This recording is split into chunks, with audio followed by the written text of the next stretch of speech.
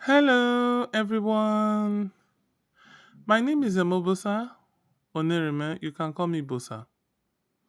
Today, I want to talk to you about a feature we added to all our supply chain applications. And in order to show you this feature, I just have to introduce you to what the applications do. So, Supply Captain is a supply chain management solution for purchasing food items, distributing them to different locations, and then having them consumed in kitchens. Now, like Supply Captain, Supply Platform is almost the same, but it doesn't have to do with food. It has to do with industrial items that cannot be eaten. And then they are moved accordingly, they are purchased first and they are moved to stores, and then they are used in facilities by big clients. Then Supply Nexus is a mix of the two, allows you to do the two separate kinds of transactions, but also allows you to convert one into another or restrict one from being another. So, for instance, if you purchase items and they are to go to the kitchen, you can decide that these items go to the kitchen. If items are to, go to factories like through pipelines, you can decide that as well. Okay.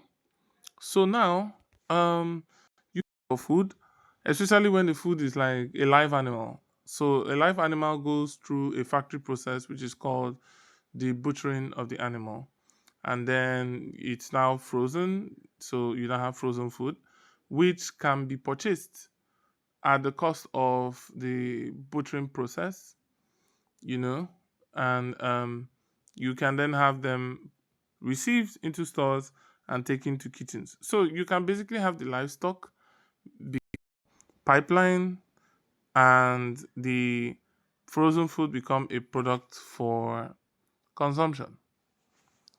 Okay, so let's get into the nitty gritty. We're going to use Supply Captain so we can keep things simple. So all the apps work the same way, but they just have their distinguishing differences as to the destination of items and the beauty of combining both for Nexus. Okay, so now let's go to administration.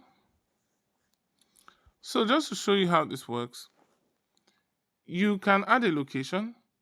But before I talk about location, I'll talk about a few things. One is that the way this app works, you have to add users first because the app has a security feature that allows you to restrict users to either they are able to access everything or they are limited to one location with all the stations, or they're limited to one location, one station, or they're limited to one location, one station, some stores, or they're limited to one location, one station, some stores, and some kitchens.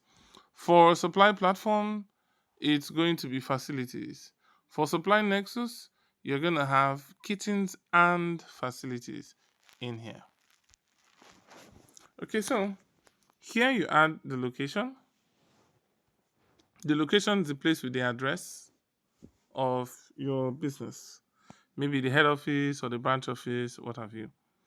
And then the station is more like a definition of the business place. So the location is a place that is findable on the map, while the station is the place where business takes place. So it's more like your offices. Okay. Then you have stores. Stores are the places where things are kept. It could be cabinets, it could be full rooms, it could be halls, but they are called stores and they are in stations. So you can also have kitchens. So kitchens are the final destinations before food gets to stomach. So when items are in stores like frozen food and all that, they're taken to the kitchen and then they are cooked and somebody gets to eat them. So the journey really ends in the kitchen here for this product. Okay. Then suppliers, these are the people who supply the food items in this case. So this is where you register them, and then you have their profile, their address, and everything. You also have a couple of cool settings here, like default order terms. You have the default delivery days, and you have a risk score so you can know when suppliers are doing badly. Then you have the inventory. The inventory has different functions. We have the sections that allow you to create sections that you use in the stores across your business. Then you have the units. The units are more like measured in weights.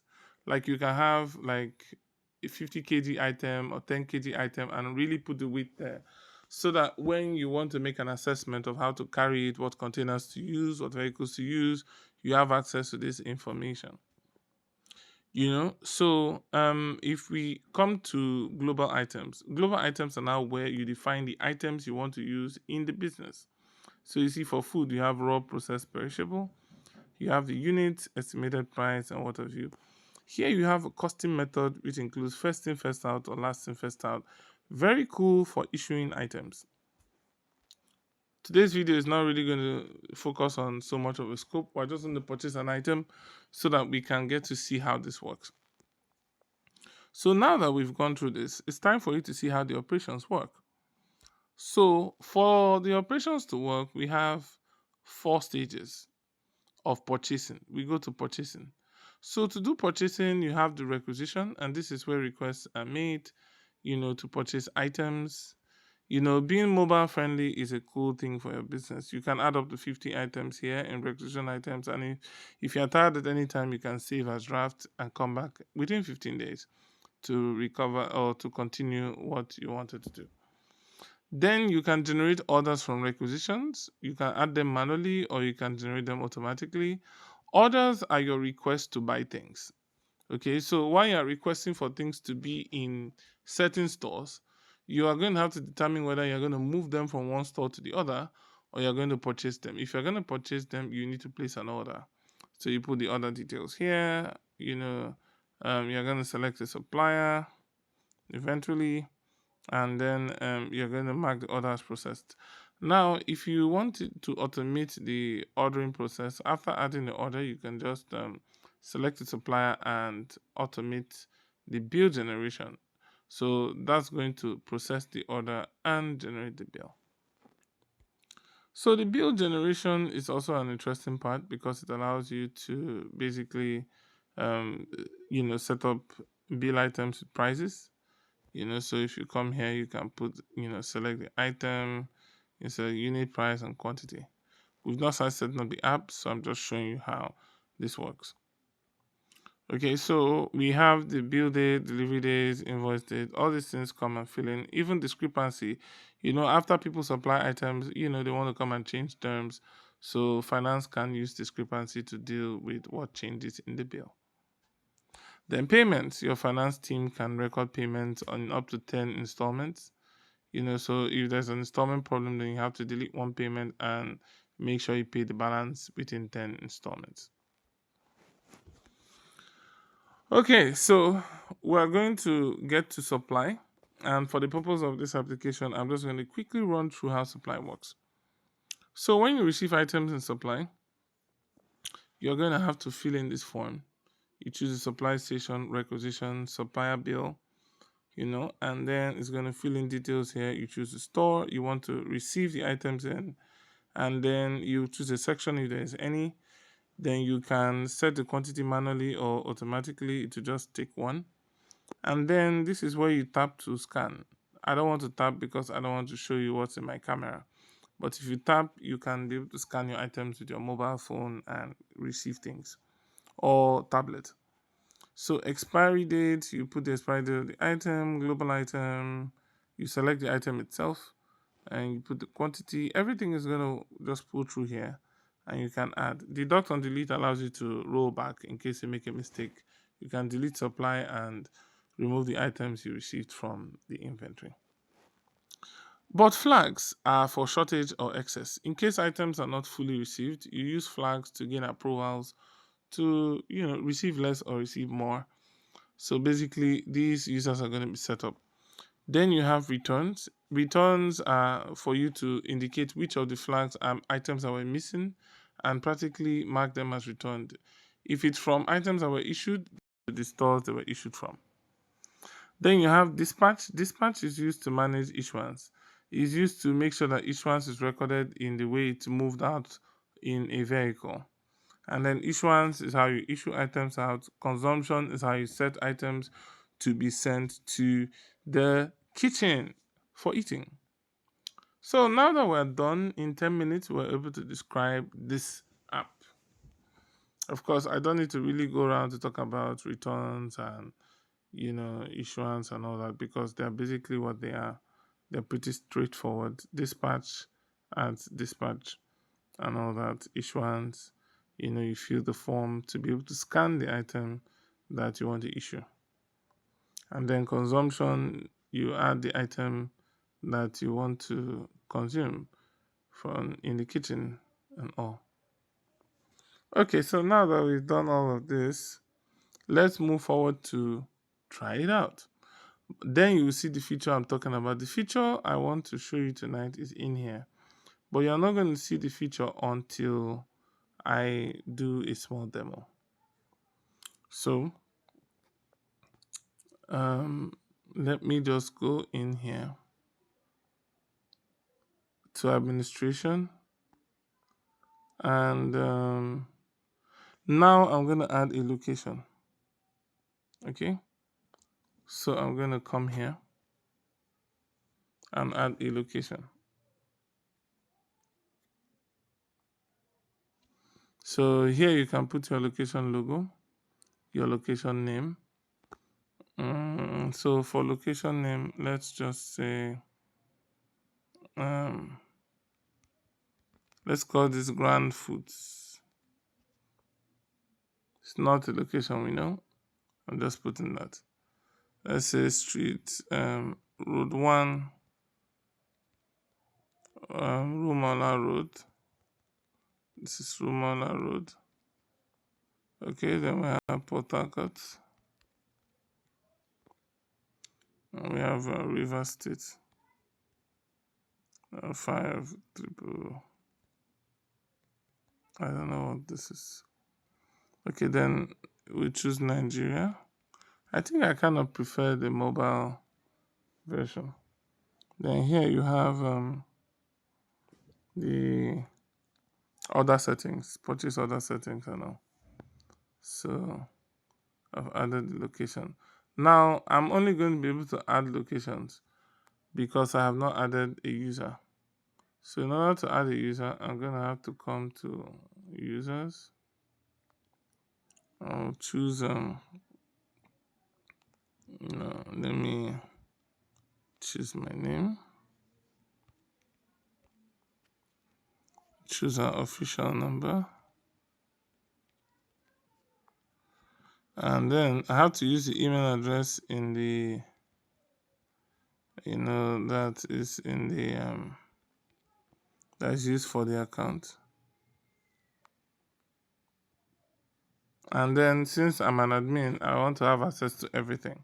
Otherwise, I would have had to limit myself to the location. Okay. So now in terms of this location, we can do better than this. What we can do is that we can try to edit this location and call the location name Ground Foods Limited. That's LTD. So I'm just going to put LTD here and update. Grand Foods LTD. So let's add our first station. Now the station name is GFHQ. Okay. The location is Ground Foods Limited.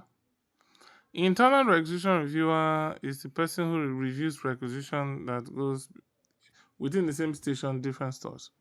External is across different stations. Store manager is the person in charge of the store. Flag reviewer is the person in charge of things like shortage and excess. Expiry notice time is the time that the items are going to be, you get notifications for expiry of the item. So you can set any specific hour that works best. So let's say you prefer 10 a.m. So set it as 10. And migration allows you to run migration on this station, and there's a process to that. We can do that in another video. So let's add our station. Now, we're going to add a store. Okay. For the purpose of this demo, we're just going to be dealing with a dry, let's call this GFHQ dry. Just leave it as dry. Then I'll select GFHQ as the station where the store is. So now that we have this, we then need to add a supplier. Okay. So let's say our supplier is web work markets. Web work markets. And then I choose no, let's call the supplier John Doe. Okay, and I put a number here. And then John Doe doesn't have an email address.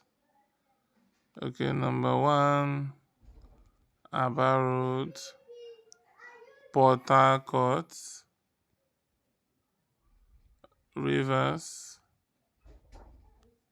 5001, Nigeria.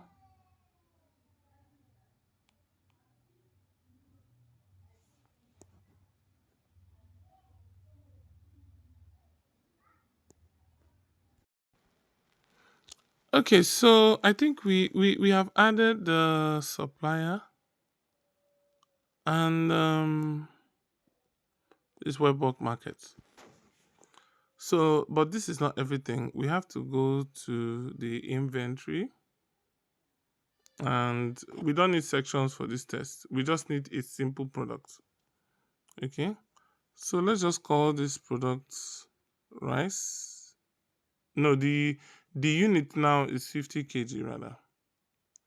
Okay, so I'm going to put the weight as 50, and this is 50 kg unit. Okay. Okay, so we have 50 kg units set up. Then we now need to go to the global items. So for the global items, we'll just click plus here. I'll call this rice 50 kg. This is raw. Item unit is 50 kg. And let's say the estimated price here, we'll put it at 80,000 naira. Okay, warning quantity, expiry days, okay. And we add. So we have our item. Now it's time for us to buy this rice. So we'll go to purchasing, we'll go to requisition, we'll select buy first, we'll type buy first stock in subject, we'll go to requisition items, we choose rice, and let's say we want 20 bags of rice. Okay, we go back here, and then we select the GFHQ, select GFHQ again, and then we add. So when we add this requisition, it requires us to approve. Okay, so for us to approve this, we're going to have to, normally it will bring up a notification, but I don't want to deal with that. I just want to come to pending tasks and select the pending task here, review and approve. Okay, so now that it has been approved, I can go ahead and complete my order. So I'll go to purchasing here, and then I'm supposed to click add order, but I don't want to spend so much time on this. So what I'm going to do is I'm going to tap it and say generate order. So it will generate the order for this buy first stock. It's going to send a notification as well, but again I have my do not disturb on, so you won't see the notifications, but normally it's going to pop up here. They are coming up right there.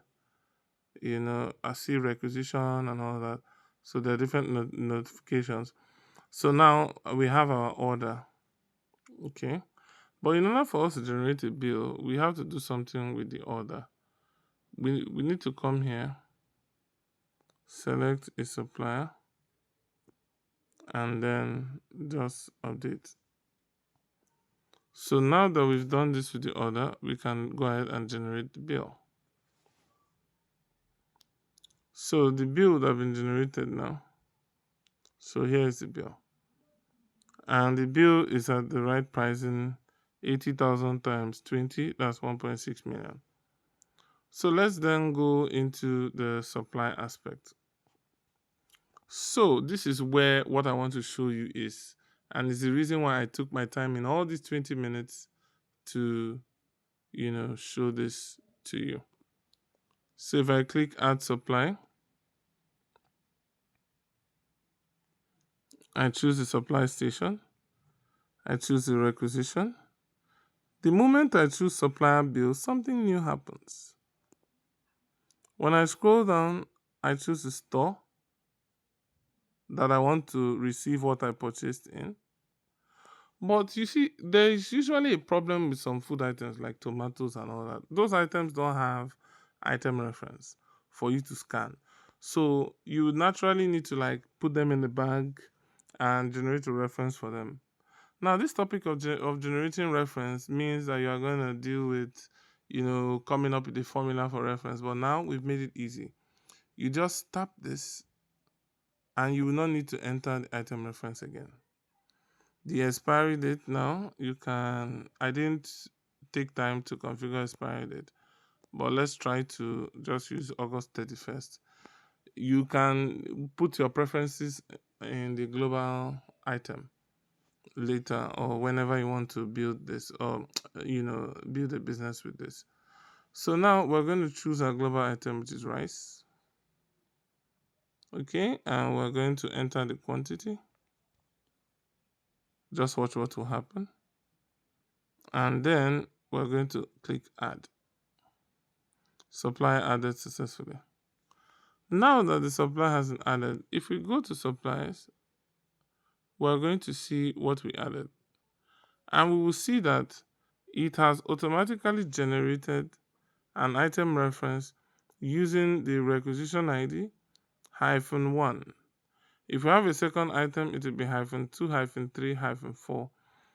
So basically this is what we came up with today, and we think it's amazing and you should try this out. So if you want to see a demo of this product for your own business, please feel free to reach out to us via email to hello@webworktools.com, or you can just type a comment in the comment section anywhere this video is shared. Okay, that'll be goodbye for now, and I look forward to doing this demo more often for you. And of course, solving your problems we have today. Bye for now.